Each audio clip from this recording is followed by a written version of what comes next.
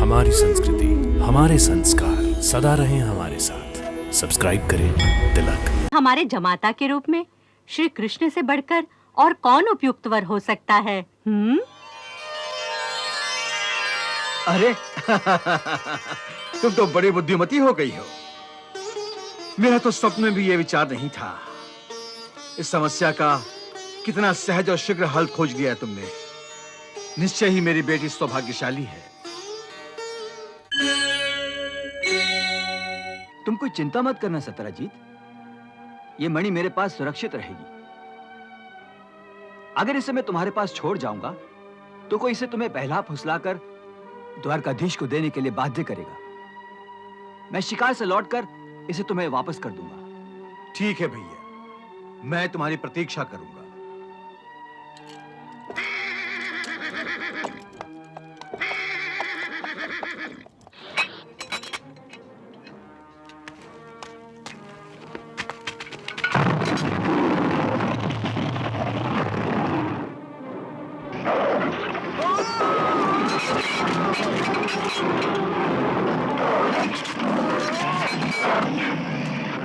मेरी राय में तो आप व्यर्थ का विवाद बढ़ा रहे हैं और यदुकुल के राजवंश को रुष्ट करने जा रहे हैं। क्यों? क्या ये मणि मेरी संपत्ति नहीं है? मैं जानती हूँ कि ये आपकी संपत्ति है। तो क्या तुम ये चाहती हो कि मैं दूसरों के लिए अपनी संपत्ति और सुख का दान कर दूं? दूसरों के लिए नहीं, अपनी पुत्री के लिए तो कर सकते हैं। अपनी पुत्री के लिए? क्यों नहीं? और उसके लिए आपको एक वर तो खोजना ही है। निश्चय ही। तो फिर हमारे जमाता के रूप में श्री कृष्ण से बढ़कर और कौन उपयुक्त वर हो सकता है? अरे तुम तो बड़ी बुद्धिमती हो गई हो। मेरा तो स्वप्न में भी ये विचार नहीं था।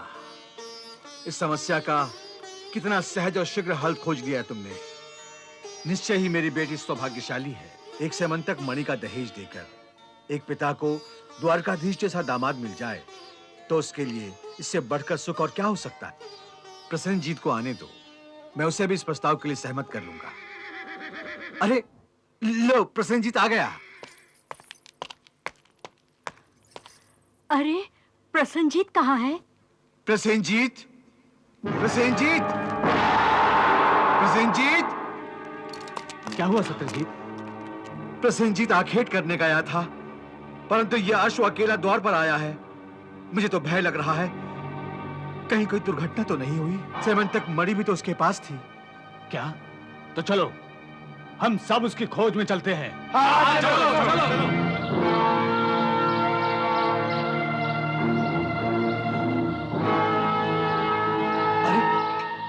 ये तो प्रसेनजीत का धनुष है।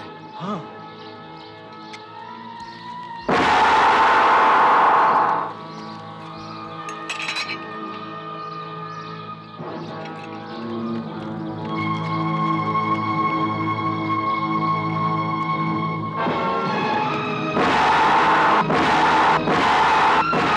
ये तो प्रसेनजीत का कुर्ता है। कहीं प्रसेनजीत पर किसी ने घात तो नहीं किया? यहाँ कहीं सेमंतक मणि भी तो दिखाई नहीं दे रही है। मेरा तो अनुमान है कि किसी वन पशु ने हमला किया होगा। किसी हिंसक जानवर का ही काम लग रहा है ये।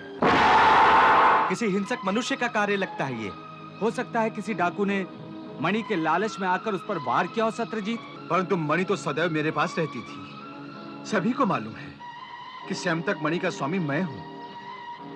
ये डाकुओं को कैसे पता चला कि आज मणि प्रसेन के पास है? तो फिर यह भी तो हो सकता है कि कोई आदमी नगर से उसके पीछे पीछे आया हो और मौका पाते ही वार कर दिया हो। परंतु ऐसा कौन हो सकता है? वही जिससे मणि का लालच लगा हो। तो क्या ये कोई षड्यंत्र है? अभी कुछ दिन पहले कुछ लोग इस मणि को द्वारकाधीश को देने का प्रस्ताव लेकर तुम्हारे पास आए थे ना? सत्य है। और तुमने उस मणि को द्वारकाधीश को देने से मना कर दिया था। ये भी सत्य है। प्रतिदिन 20 मन सोना देने वाली उस मणि के लिए कोई क्या नहीं कर सकता। तो क्या तुम्हारा तात्पर्य यह है कि द्वारकाधीश ने प्रसेनजीत पर घात कराया है? हो सकता है। अगर ये सत्य है तो श्री कृष्ण ने ठीक नहीं किया। एक मणि के लिए मेरे भाई के प्राण ले लिए। अरे कहा तो मैंने संकल्प किया था कि मैं अपनी पुत्री सत्यभामा के साथ साथ ये स्यंतक मणि भी द्वारकाधीश को सौंप दूंगा। मैं उन्हें अपना दामाद बनाना चाहता था, मैं उनके पांव पूजना चाहता था। द्वारकाधीश, तुमने बहुत शीघ्रता कर दी, बहुत शीघ्रता कर दी। हाय मेरा भाई प्रसेन। क्या सत्यजीत ने जो आरोप द्वारकाधीश पे लगाया है वो सत्य हो सकता है? हाँ, हो भी सकता है। मेरे विचार से द्वारकाधीश ऐसा कार्य कभी नहीं कर सकते। क्यों? आखिर वो मणि प्रतिदिन 20 मन सोना देती है। अगर द्वारकाधीश ने प्रसेनजीत का वध करवा दिया तो फिर धर्म और अधर्म का प्रश्न ही कहाँ रहा? अरे बहना, ये धन का लालच कुछ भी करवा सकता है। अगर राजा ही षड्यंत्रकारी हो गया तो हम न्याय की मांग किसके द्वार पर जाकर करेंगी बहना? अरे वो मणि तो द्वारकाधीश के पास पहुंच गई, इसमें कोई शंका नहीं। अरे उस मणि को प्राप्त करने के लिए ही तो सात्यकी और अक्रूर सत्राजीत के घर पर गए थे। और तुम लोगों ने प्रजा की इस बात को चुपचाप सुन लिया? हाँ? क्या प्रजा को इस बात का अधिकार है कि वो द्वारकाधीश पर समंतक मणि की चोरी का आरोप लगा सके? परंतु सुनने के अतिरिक्त चारा ही क्या है दाऊ भैया? है, चारा अवश्य है। इस झूठे आरोप के लिए हम प्रजा को दंड दे सकते हैं।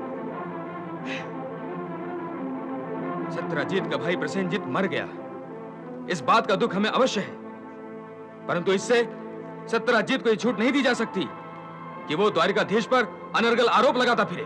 द्वारकाधीश पर दोष लगाने का अर्थ है द्वारकाधीश के धर्म पर आरोप। हमें इस घटना पर अवश्य नए सिरे से विचार करना होगा। विचार कैसा अक्रूर जी, विचार कैसा? अगर सत्यजीत हमारे पास आकर प्रार्थना करता तो हम अपने गुप्तचरों के माध्यम से इस बात का पता अवश्य लगाते, परंतु उसने तो सीधे सीधे द्वारकाधीश को ही इस षड्यंत्र में घसीटा है। अब उसे इस बात का दंड अवश्य मिलना चाहिए। परंतु दाऊ भैया, दंड देने से पहले हमें अवश्य द्वारकाधीश से सलाह ले लेनी चाहिए। उससे क्या सलाह लेनी होगी हमें? उसे क्या सलाह लेनी होगी? वो तो फिर से कोई नीति या धर्म की बात लेकर हमें उपदेश देगा, और क्या? नहीं दाऊ भैया, इस आरोप का संबंध सीधे द्वारकाधीश से है, इसलिए सबसे पहले हमें उनका मत ले लेना चाहिए। अक्रूर जी ठीक कह रहे हैं। कन्हैया, तुम यहां ध्यान लगाए बैठे हो और वहां प्रजा तुम्हारे बारे में ना जाने क्या क्या कहे जा रही है। क्या कहे जा रही दाऊ भैया? यही कि सत्यजीत के भाई प्रसेनजीत का वध करवाकर तुमने सैमंतक मणि का हरण किया है। और हम लोगों ने निश्चय किया है कि सत्यजीत को उसके मिथ्यारोप के लिए दंडित किया जाए। ऐसे लोगों को द्वारका में रहने का कोई अधिकार नहीं है जो द्वारकाधीश पर उंगली उठाते हो। सात्यकी, इस परिस्थिति में क्या सत्यजीत को दंड देना उचित होगा? दंड तो उसे दिया जाता है जो अपराधी हो।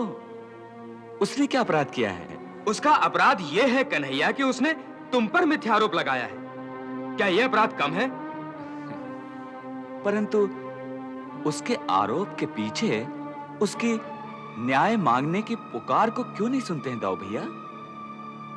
आखिर उसका भाई मरा है, उसकी अमूल्य मणि की चोरी हुई है। परंतु कन्हैया, क्या उसका उत्तरदायित्व हम पर है?